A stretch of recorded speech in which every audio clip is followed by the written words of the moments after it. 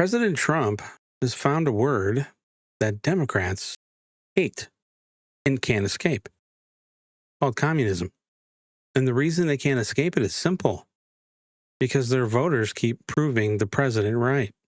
Reuters recently reported that Trump has used communism or warnings of communism nearly 81 times or more over the past 2 weeks. And it's not by accident. It's not random. It's not Trump just throwing a word around because he likes the sound of it. It's a message and a strategy. More importantly, it's a pressure point. Because the media wants everybody to believe that Trump is just being extreme. They want us to believe that it's all name-calling.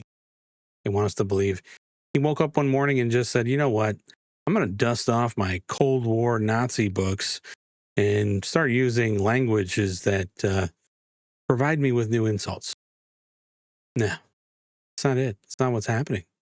Trump's doing what Trump does better than any Republican in modern politics. He's taking the things that Democrats desperately want to hide about themselves. He's dragging it into the open. He's putting a name on it and forcing them to defend it. The word is communism. The media hates it. Democrats hate it. Consultant class hates it. Because once that word is out there, they lose control of the conversation. They want to talk about compassion. They want to talk about fairness and DEI and equity. They want to talk about affordable this, free that, public this, government run that. But Trump cuts straight through this bullshit. He looks at the policies, the ideologies, looks at who is winning these Democratic primaries. And he says what millions of normal Americans are already thinking. These people are crazy. They're socialists, they're communists, they're Marxists. And it damn sure doesn't look like the America that any of us grew up believing in. Now, the part that matters most out of this is that Democrats are not mad because the word's ineffective. It's actually quite the opposite. I don't know why my background music is kicking in. Anyway, they're mad because it lands. If it didn't land, they would just laugh it off. If voters thought this was ridiculous, Democrats would ignore it. If the attack had no power, the media wouldn't be writing panic pieces about it. But they are, because they know it's true. Democratic Party has moved left hard, not just on one issue, across the board. Government control over everything. Speech, energy, schools, healthcare, housing, government control over what you can say, what you can drive, what you can own, what your kids are taught, what gender you have to name them, whether your privates still belong to you. Privates. Yep. But if you take away all that branding, all that BS, the direction is communism. More state power, less individual freedom, more bureaucracy, less accountability, more control from DC, less control from our own homes, from our churches, from our businesses, from our own communities. That is the contradiction Democrats don't want to answer for. They say they're not socialists. Okay. Then why do socialists, Marxists, and communists keep winning inside of the party? Why do candidates keep pushing government control over every major part of American life? They say Trump's being dramatic. Then explain the policies, explain the candidates, explain the base, explain why the far left has more influence inside the Democratic Party today than at any point in modern history. And it's a problem. Trump's not just attacking it, though. Not just attacking the label. He's attacking the direction. And it's obvious. Look at what's happened. The old Democratic Party, they used to at least pretend they believed in working class people and faith and borders and free speech and the American dream. But now the loudest voices on the left treat those things like threats. They look at parents who want their kids to have an education of their choice and call them extreme. They look at Americans who want secure elections and call them conspiracy theorists. Look at people who want a border and call them racist. They look at Christians and mock them. They smear the police. They dox them. They punish business owners. They look at the Constitution like it's an obstacle. Not a trans storytime book. So it doesn't matter to them. It doesn't fit in their ideological framework. They get offended when Trump says that ideology that they have is anti-American. It's not a coincidence, I'm telling you. The whole ball game. They want power, but they don't want the label. They want control. They don't want the history that comes with it. They want the state to run everything.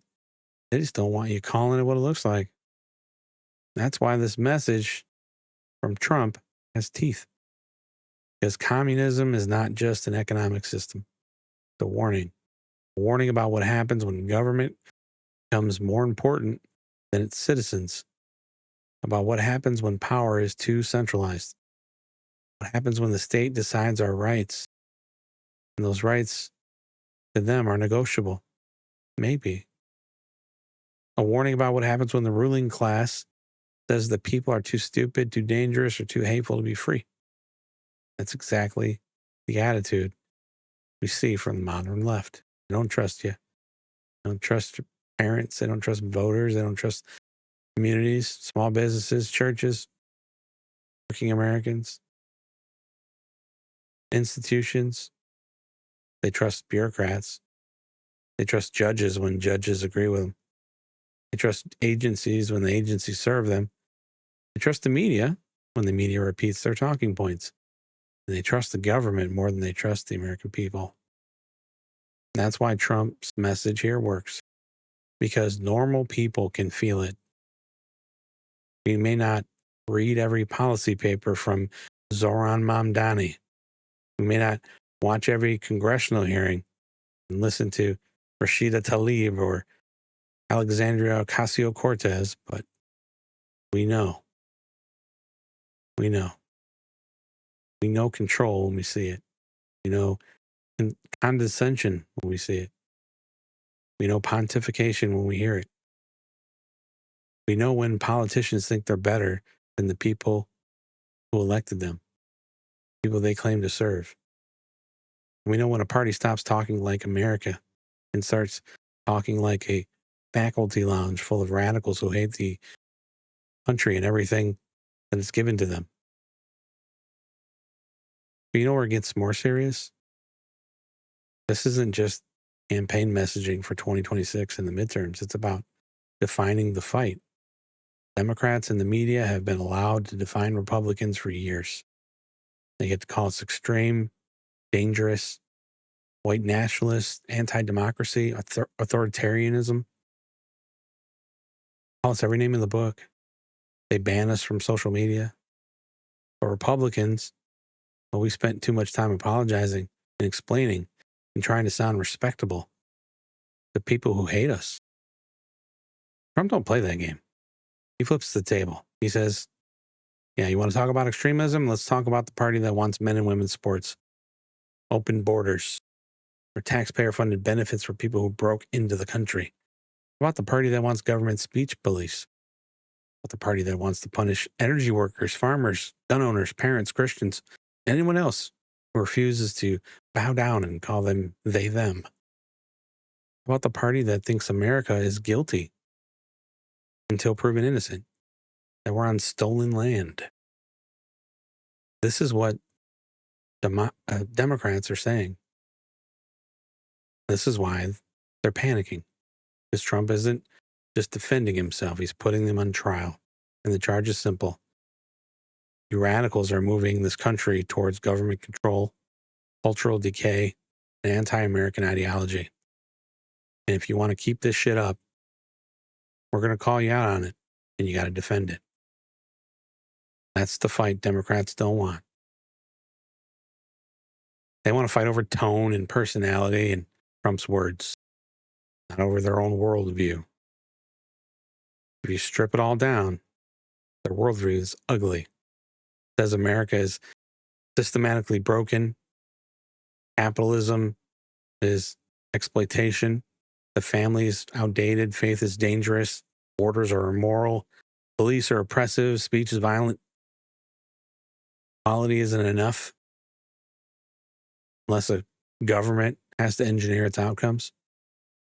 And every one of those ideas leads to the same place. More power for them, less freedom for us. Because the word communism forces a choice. Democrats can either reject the radicals in their own party or they can defend them. They can either say, no, this isn't who we are, and prove it with some action, or they can keep pretending voters don't see what's happening. Because voters see it. They see the left-wing candidates winning. They see the slogans. They see the policies. They see the mayor of New York telling every resident to turn their heat up to 80 degrees and suffer because of their shitty policies. They see the open hostility towards America. Okay? The media trying to sanitize all of it. You know what they see even clearer? They see President Trump saying the thing everybody else too chicken shit to say. That's why he's powerful. Why his message is resonating. That is the real story. They're managing its decline. They're trying to keep the mask on. Trump's ripping it off. And once the American people understand the direction fully, because there's a lot that understand, but not the entire, not the population level that needs to. When they do, everything will change. It won't be about one crazy candidate or a statement from some radical activist. It'll become a bigger question.